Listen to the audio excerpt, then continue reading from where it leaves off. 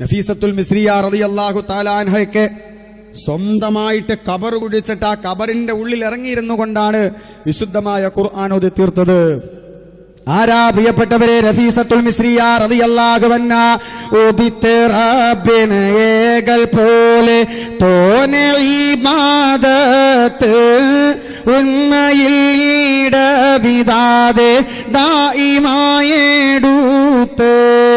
ഉദിപ്പകലിൽ ഒക്കെയും നോമ്പിടും പൂടിത്ത് ഉറങ്ങിടാതെ രാവിൽ നിന്റെ തൊളിതിടും സാദത്തെ ബദിയും വീസ് ഹജ്ജതെ പണ്ണീടുവൻ ഗുണത്തെ ബറ്റി അഹിലുൽ ബൈത്തിലേറ്റം പോരിശാലബീത്തെ.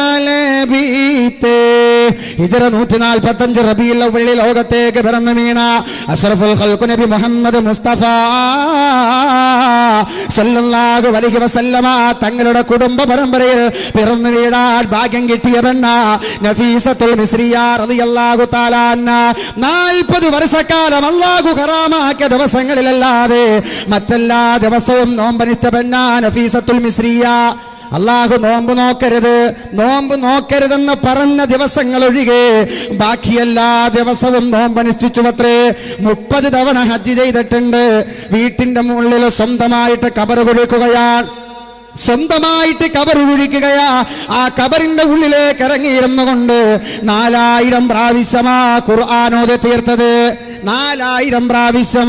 ഒരു പ്രാവശ്യമെങ്കിലും നമ്മളെ തജ്വീദ് അനുസരിച്ച് സൂറത്തുൽ ഫാത്തിഹ മുതൽ സൂറത്തുൻ നാസ് വരെ ഓതി തീർത്തിട്ടുണ്ട് ഒരു മഹത്വ വനിതയായ നഫീസത്തുൽ മിസ്രിയ റളിയല്ലാഹു തആല അൻഹ. 4000 പ്രാവശ്യം ഖുർആൻ ഖത്തം ചെയ്തുവെങ്കിൽ അവർക്കതിനെങ്ങനെയാ സാധിച്ചത്?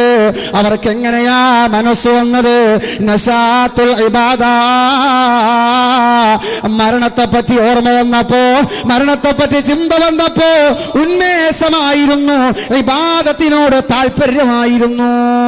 അല്ലാഹു ആ മഹത് വനിതകളെയൊക്കെ പിൻപറ്റി ജീവിക്കാൻ നമുക്കെല്ലാവർക്കും തൗഫീഖ് നൽകി അനുഗ്രഹിക്കുമാറാവട്ടെ.